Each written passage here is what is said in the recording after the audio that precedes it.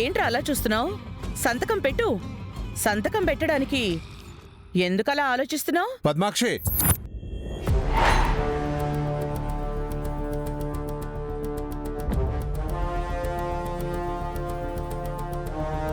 ఏం చేస్తున్నావు నువ్వు? ఇప్పుడు ఏదో కొంపలు మునిగిపోతున్నట్టు ఆ సంతకం గురించి విహార్ని ఎందుకు ఫోర్స్ చేస్తున్నావు?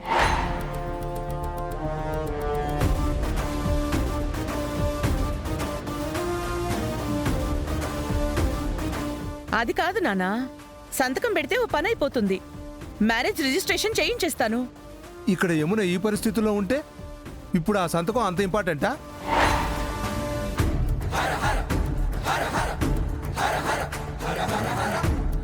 ఇవాళ కాకపోతే రేపు, రేపు కాకపోతే ఎల్లుండి వాడికి అనువైన సమయం చూసి సంతకం పెడతాడు.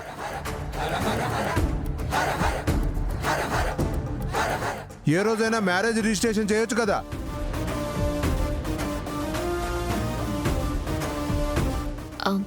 అది కాదు తాతయ్య, ఈరోజు నా ప్రెగ్నెన్సీ అనౌన్స్ చేశారు కదా, ఈరోజు గుర్తుగా సంతకం పెట్టిద్దామని అమ్మ అనుకుంటోంది. ఇప్పుడు అలాంటివి ఏం పెట్టుకోవద్దు పద్మాక్షి. ఆ సంతకాల విషయం తర్వాత చూసుకుందాం.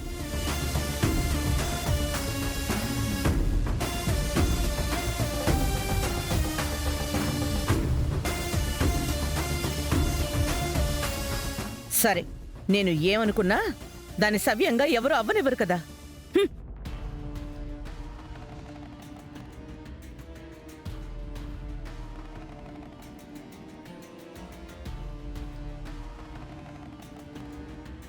అమ్మా, డాక్టర్ని పిలిపించమంటావా? ఏమీ అక్కర్లేదు.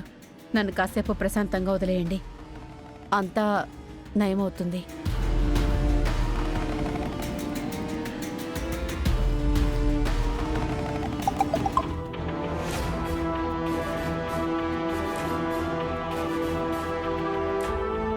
నీకు పంపిస్తానన్న సర్ప్రైజ్ మీ ఇంటికొచ్చేసింది.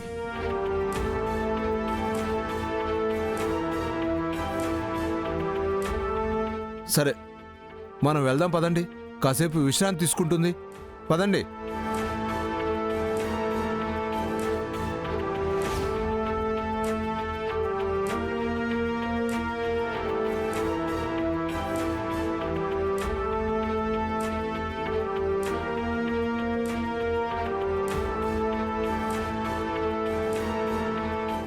వాడేదో పంపిస్తానన్నాడు, ఈ పాటికి పంపించేసి ఉండుంటాడా? ఒకవేళ పంపిస్తే ఏం పంపించుంటాడు? ఎవరికిచ్చుంటాడు?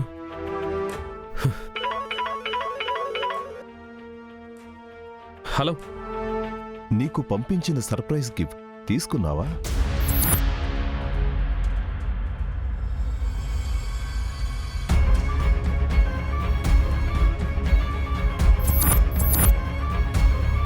అసలు నువ్వేం పంపించావు? ఎప్పుడు పంపించావు? ఇందాకెప్పుడు మీ ఇంటికి పంపించానే. అరే, నీకు ఫోన్ చేసి కూడా చెప్పాను కదా. నాకెప్పుడు ఫోన్ చేశావు? హలో హలో, వీడు అసలు ఏం పంపించాడు? అది ఇంట్లో ఎవరు తీసుకున్నారు?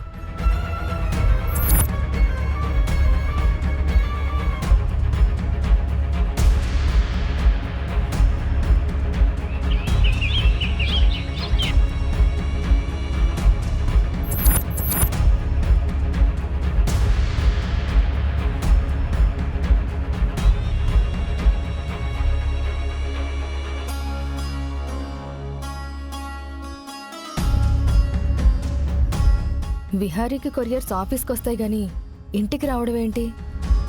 ఏముంది ఇందులో?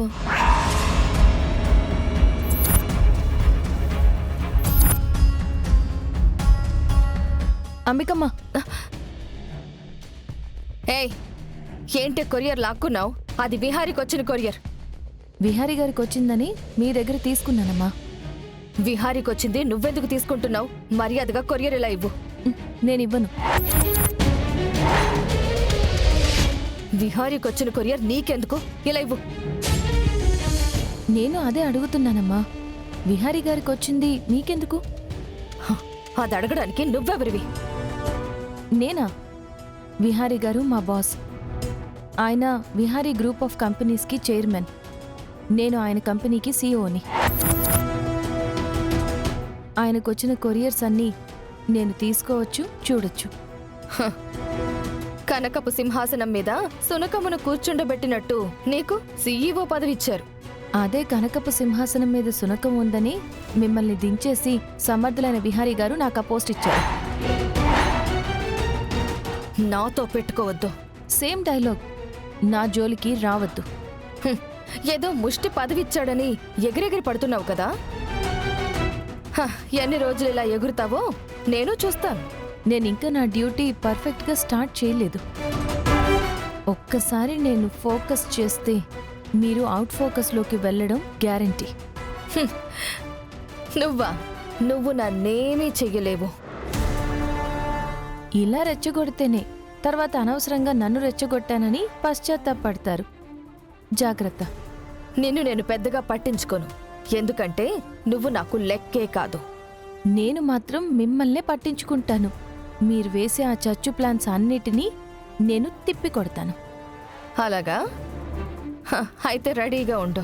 నీకిచ్చిన ఆ సీఈఓ పదవిని పీకి నడి రోడ్డు మీదకి నిన్ను తీసుకొస్తాను. అలాగా? సరే, చూద్దాం ఎవరు ఎవరిని ఏం చేస్తారో అని.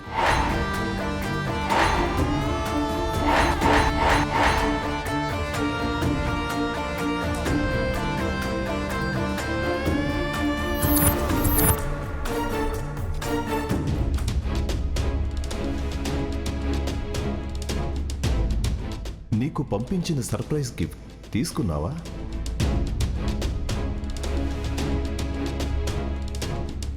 ఇందాకెప్పుడో మీ ఇంటికి పంపించానే. అరే, నీకు ఫోన్ చేసి కూడా చెప్పాను కదా.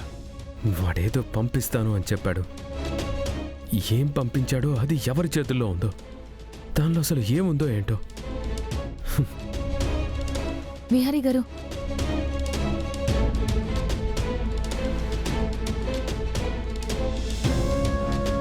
ఇప్పటికైనా మీరెందుకు టెన్షన్గా ఉన్నారో చెప్పండి. నేనేమి టెన్షన్ కాలేను. ప్లీజ్ కనుకో, నన్ను ఇలా వదిలే. మీరు టెన్షన్గా లేకపోతే దేనికోసం వెతుకుతున్నారు? కనకం,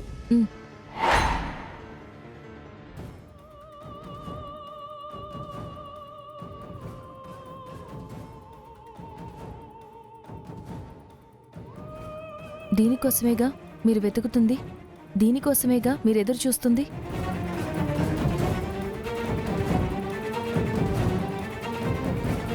ఇది కొరియర్లో మన ఇంటికొచ్చింది.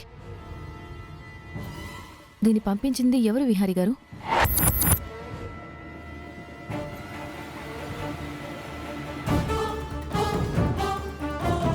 నేను ఇందాక పైకొచ్చినప్పుడు ఏదో కొత్త నెంబర్ నుంచి మీ మొబైల్కి వచ్చిన ఆ కాల్ని లిఫ్ట్ చేశాను. ఎవరతను?